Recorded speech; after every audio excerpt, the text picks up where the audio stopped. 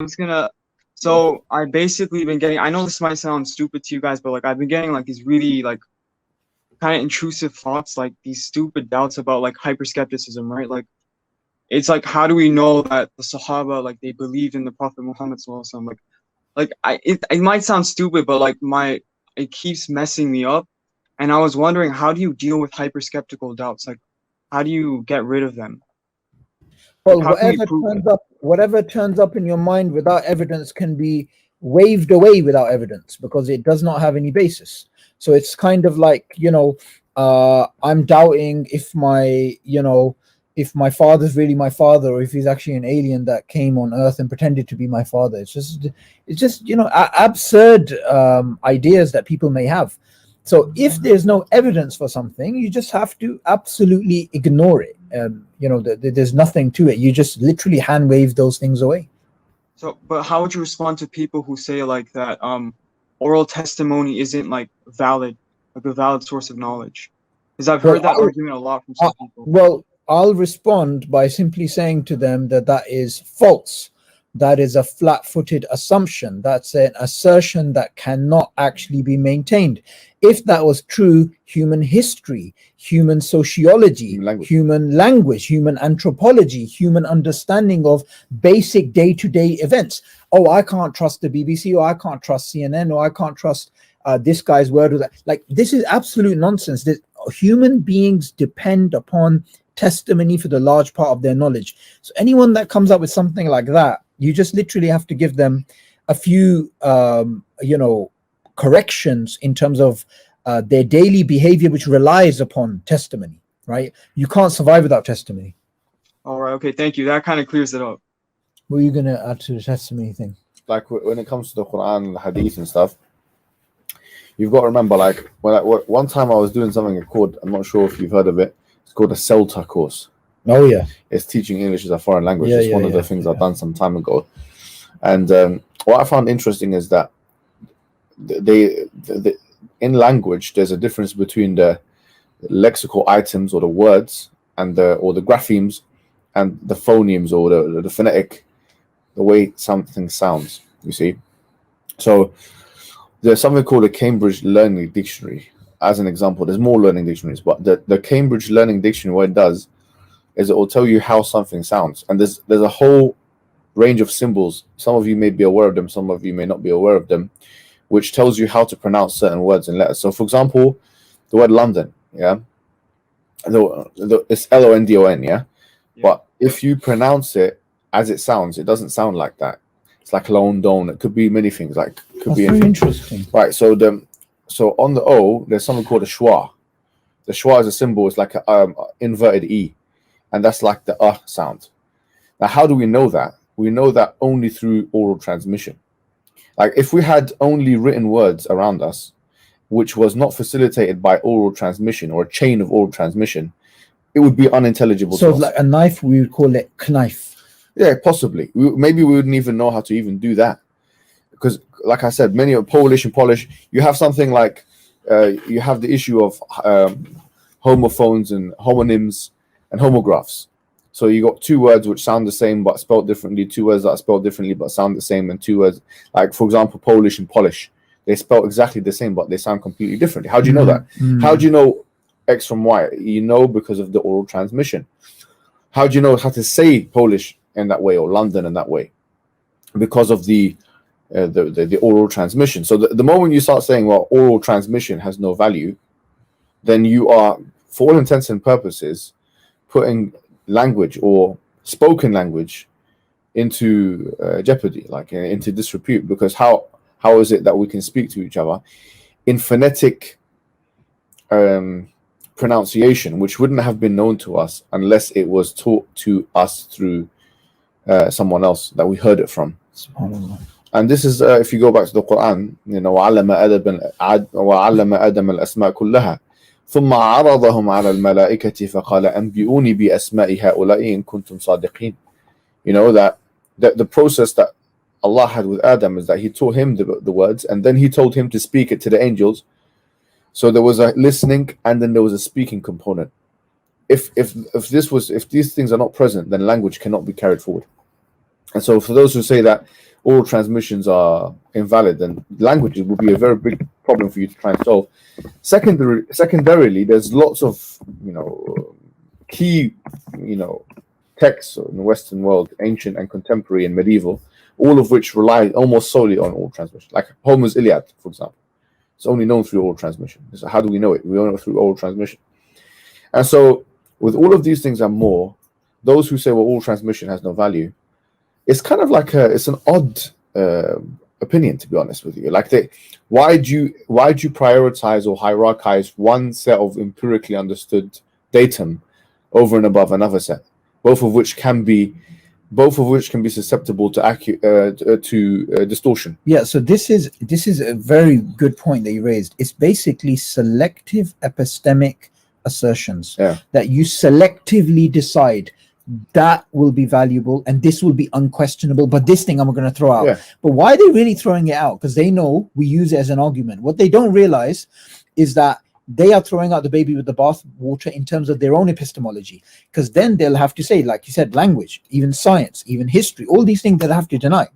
So they don't understand. I think sometimes they think it's a sword that cuts us, but they don't realize it's a double-edged sword which harms them as well. And also in terms of the Quran and Hadith, it's not as if there's not a written component. Like, first of all, the Quran, according to Al-Jazari, there has to be a triangulated set of criteria. One of them is muwafaqat al-rasm al-Uthmani.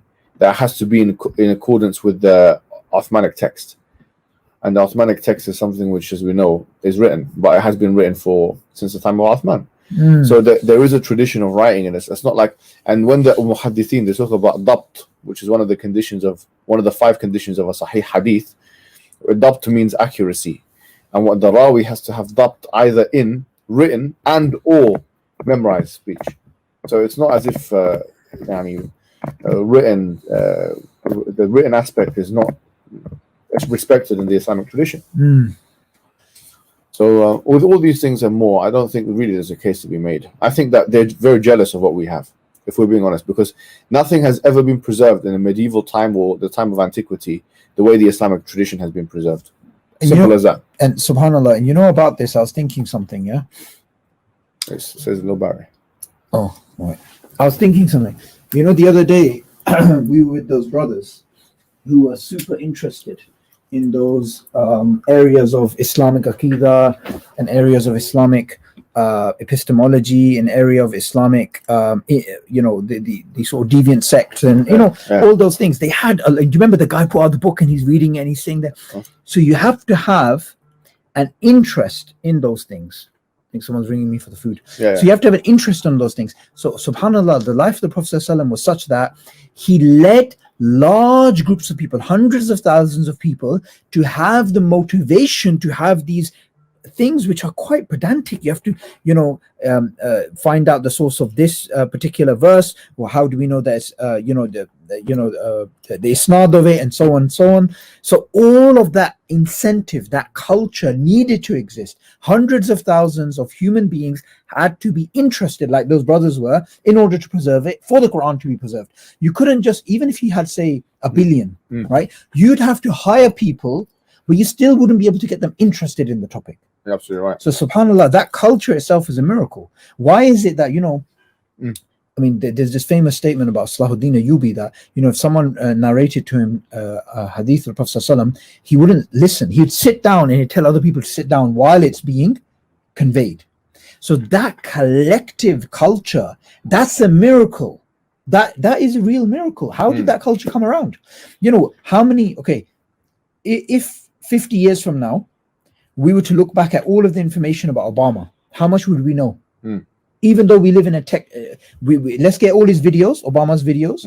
Let's get all of Obama's speeches. Let's get all of his everything written about him. Even though Obama existed in the 21st century, we know more about a man that existed in the 7th century than we do about Obama 50 years from now. Everything about him is recorded. And where's the motivation? I think that's the food. Hello?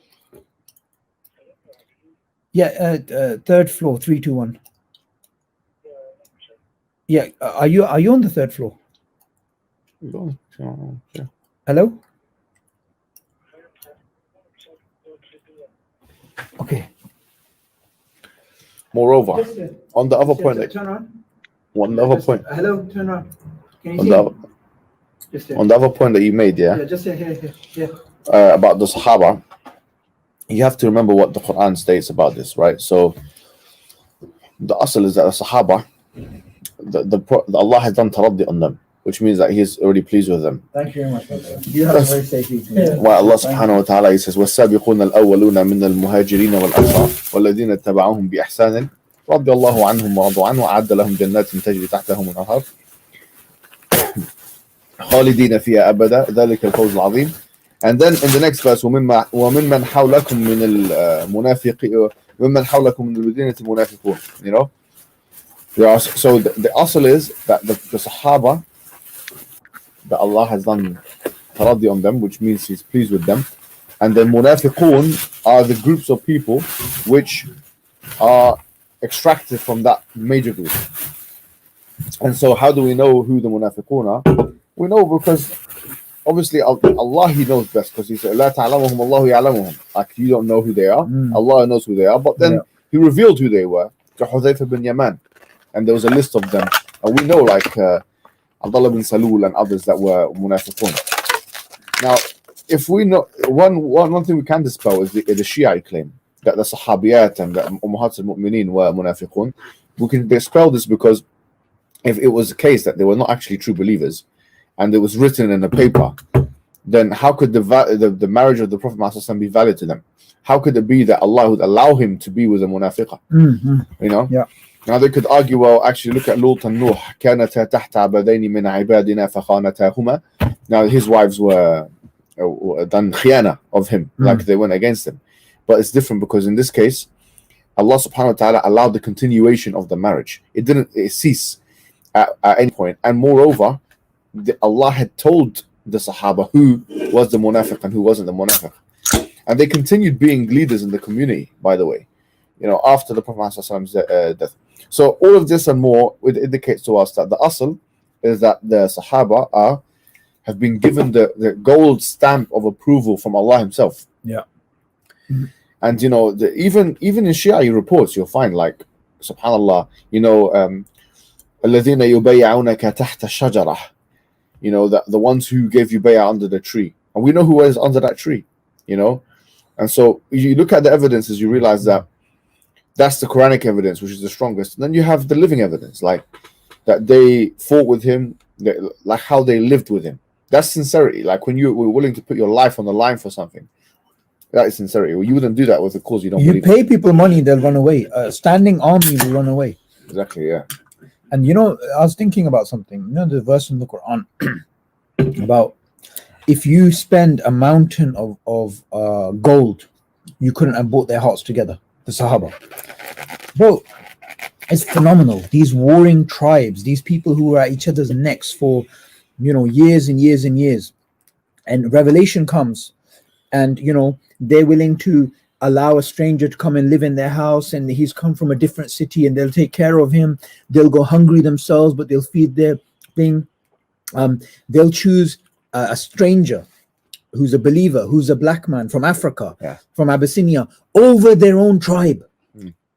You know that guy, Russ Rogers, I was telling you about, who wrote that book, Generalship of Muhammad Sallallahu Alaihi Wasallam. He wrote that Arabia was a very tribal society, and tribe was like basically everything.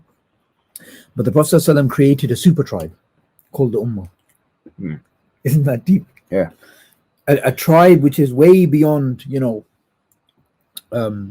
nationality, race, you know, their ideologies and all these types of things. So I hope that answers the question. Nice, dude.